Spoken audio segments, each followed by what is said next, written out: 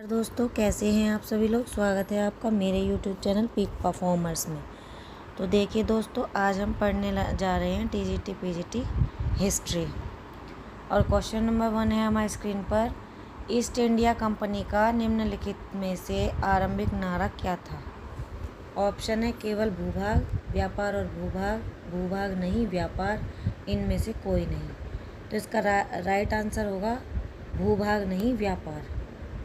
31 दिसंबर 1600 ईस्वी को इंग्लैंड की रानी एलिजाबेथ प्रथम ने ईस्ट इंडिया कंपनी को अधिकार पत्र प्रदान किया था और उस समय इसका नारा था भूभाग नहीं व्यापार। तो प्रारंभ में ईस्ट इंडिया कंपनी में 217 साझेदार थे और गवर्नर थॉमस स्मिथ भी थे। तो इसका राइट आंसर है भूभाग नहीं व्यापार। नेक्स्ट क्वेश्चन हमारे स्क्रीन पर क्वेश्चन नंबर 2। निम्नलिखित में से किस अधिनियम द्वारा ईस्ट इंडिया कंपनी के व्यापारिक अधिकारों को समाप्त कर दिया गया।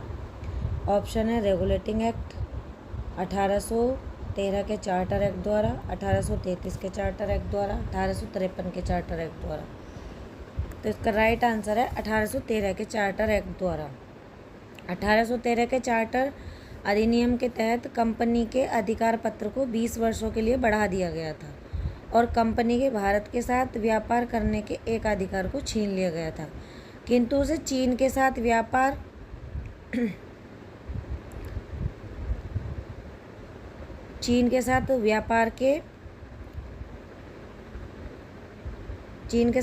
एवं पूर्वी देशों के साथ चाय के व्यापार के संबंध में 20 वर्षों के लिए एकाधिकार प्राप्त रहा। कुछ सीमाओं के अधीन सभी ब्रिटिश नागरिकों के लिए भारत के साथ व्यापार खोल दिया गया था। तो इसका राइट आंसर है 1813 के चार्टर एक्ट द्वारा। नेक्स्ट क्वेश्चन है स्क्रीन पर क्वेश्चन नंबर 3।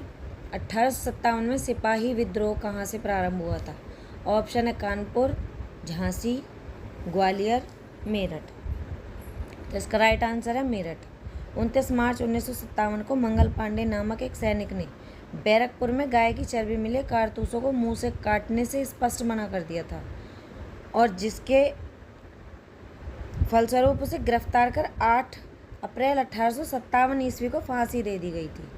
और 10 मई 1857 ईस्वी के दिन मेरठ की पैदल टुकड़ी 34वीं NI से 1857 ईस्वी की क्रांति की शुरुआत हुई थी। तो इसका राइट आंसर है मेरठ। नेक्स्ट क्वेश्चन है स्क्रीन पर क्वेश्चन नंबर 4। पद्मावत के रचयिता कौन हैं। ऑप्शन सूरदास, कबीरदास, जायसी और तुलसीदास। तो इसका राइट आंसर है जायसी। पद्मावत के रचयिता जायसी हैं। जायसी का वास्तविक नाम मलिक मोहम्मद जायसी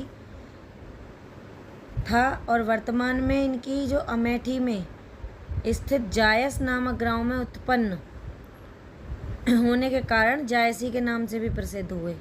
इनकी मृत्यु 1542 ईस्वी के लगभग हुई थी और जायसी ने पद्मावत, अखरावट तथा आखिरी कलाम नामक ग्रंथों की रचना की थी, जिसमें पद्मावत उनकी प्रसिद्धि का आधार है। इसका राइट आंसर है जायसी।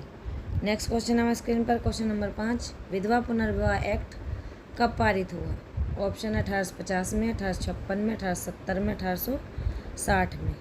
तो इसका राइट आंसर है 1856 में।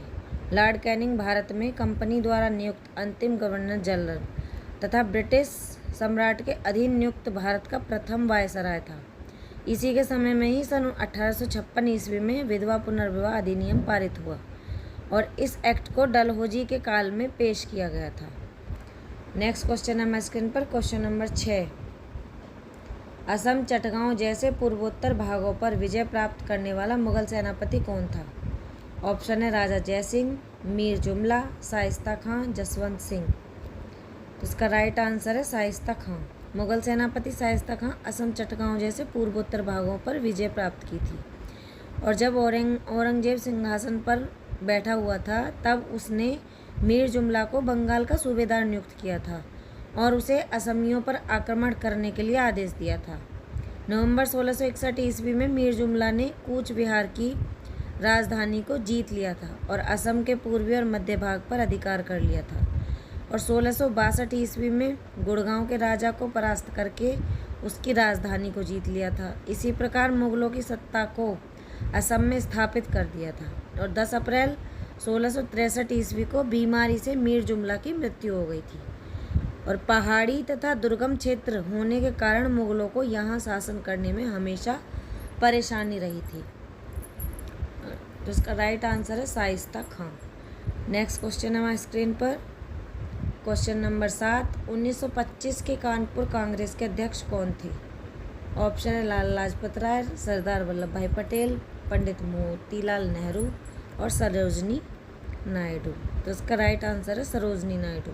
कांग्रेस की स्थापना 1885 ईस्वी में की गई थी और कांग्रेस का प्रथम अध्यक्ष व्योमेश चंद्र बनर्जी थे और 1925 में कानपुर में संपन्न कांग्रेस के अधिवेशन की अध्यक्षता श्रीमती सरोजनी नायडू ने की थी और यह कांग्रेस का 31वां अधिवेशन था। नेक्स्ट क्वेश्चन हमारे स्क्रीन पर, क्वेश्चन नंबर 8। किस लेखक ने महात्मा गांधी को प्रोफेशनल रीडर्स की संज्ञा दी थी? ऑप्शन है Frederick B Fisher, Martin Green, Romain Rolland और सुभाष चंद्र बोस। तो इसका राइट आंसर है मार्टिन ग्रीन।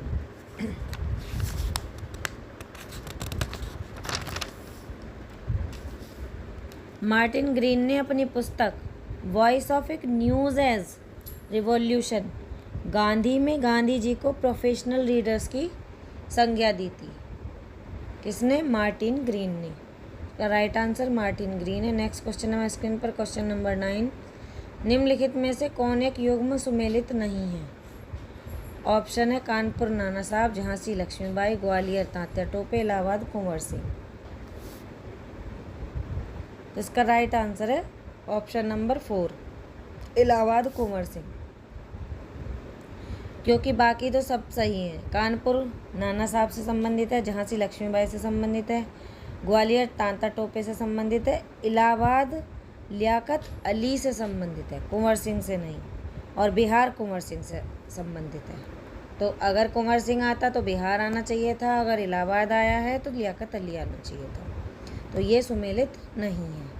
नेक्स्ट क्वेश्चन हमारे स्क्रीन पर, क्वेश्चन नंबर 10। भारत की राजधानी पुरानी दिल्ली से नई दिल्ली कब स्थानांतरित की गई? ऑप्शन है 5 फरवरी 1931 में, 4 फरवरी 1931 में, 6 फरवरी 1931 में, 7 फरवरी 1931 में। तो इसका राइट आंसर है 6 फरवरी 1931 में। 12 दिसंबर 1911 ईस्वी को दिल्ली में एक भव्य दरबार का आयोजन हुआ था और यहाँ पर बंगाल का विभाजन रद्द करने की घोषणा की गई थी एवं भारत की राजधानी कोलकाता से दिल्ली स्थानांतरित करने की घोषणा की गई थी। 1912 ईस्वी में दिल्ली में भारत की राजधानी बनी। पुनः 6 फरवरी 1931 को भारत की राजधानी पुरानी दिल्ली से नई दिल्ली स्थानांतरित कर दी गई थी। नेक्स्ट क्वेश्चन है हमारे स्क्रीन पर, क्वेश्चन नंबर 11। 16 संस्कारों में उपनयन संस्कार किस क्रम पर है? ऑप्शन है 11वां, 10वां, 9वां और 12वां। इसका राइट आंसर है 11वां। हिंदू अवधारणा के तहत 16 संस्कार होते हैं। 16 संस्कारों का विधान किया गया है। ये संस्कार हैं, पहला है गर्भाधान, दूसरा है पुंसवन, तीसरा है सीमांतोन्नयन, चौथा है जातकर्म, 5वां है नामकरण, 6वां निष्क्रमण, 7वां अन्नप्राशन, 8वां चूड़ाकरण, 9वां कर्णभेद, 10वां विद्यारंभ और 11वां उपनयन, 12वां वेदारंभ और 13वां केशांत, 14वां समापवर्तन, 15वां विवाह और 16वां अंत्येष्टि। तो 16 संस्कारों के बारे में ये मैंने आपको जानकारी बताई है, लेकिन उपनयन संस्कार है वो 11वां संस्कार है। नेक्स्ट क्वेश्चन है हमारे स्क्रीन पर, क्वेश्चन नंबर 12। किताबुल हिंद का लेखक कौन था? किताबुल हिंद का लेखक कौन था? ऑप्शन है अमीर खुसरो, अलबरूनी, इब्न बतूता, हसन निज़ामी। तो इसका राइट आंसर है अलबरूनी।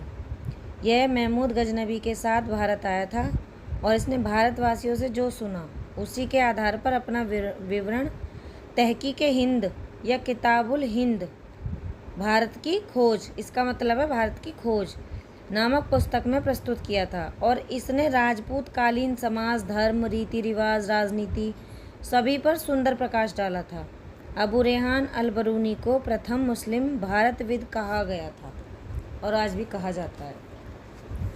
किसको? अलबरूनी को। नेक्स्ट क्वेश्चन हमारे स्क्रीन पर क्वेश्चन नंबर 13, रामायण लिखी किसने? वाल्मीकि ने, वेदव्यास ने, मनु ने, कौटिल्य ने।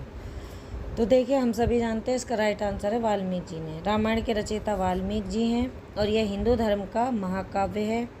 यह 7 खंडों में विभाजित है। नंबर 1 है बालखंड, नंबर 2 है अयोध्या कांड, नंबर 3 है अरण्य कांड, नंबर 4 है किष्किंधा कांड, नंबर 5 है सुंदर कांड और नंबर 6 है लंका कांड और नंबर 7 है उत्तरकांड। और रामायण में 24,000 श्लोक हैं और रामायण का अन्य नाम जो चतुर्विंशति सहस्त्री संहिता भी है। नेक्स्ट क्वेश्चन हमारे स्क्रीन पर क्वेश्चन नंबर 14, ब्रह्म समाज का संस्थापक कौन था? ऑप्शन है ईश्वरचंद्र विद्यासागर, केशव चंद्र सेन, बेंटिक, राजा राम मोहन राय। तो इसका राइट आंसर होगा राजा राम मोहन राय। ब्रह्म समाज की स्थापना 20 अगस्त 1828 ईस्वी को राजा राम मोहन राय ने कलकत्ता में की थी और राजा राम मोहन राय का जन्म 1774 ईस्वी में राधानगर नामक एक गांव में हुआ था। उन्होंने अपने जीवन में अरबी, फारसी, अंग्रेजी, ग्रीक, हिंदी, हिब्रू आदि भाषाओं का अध्ययन किया था और 17 वर्ष की उम्र में ही वे मूर्ति पूजा के विरोधी हो गए थे। तो उन्होंने हिंदू कॉलेज की स्थापना की थी। उनकी मृत्यु ब्रिटेन में हुई थी। तो ब्रह्म समाज का संस्थापक कौन है? तो वो हैं राजा राम मोहन राय।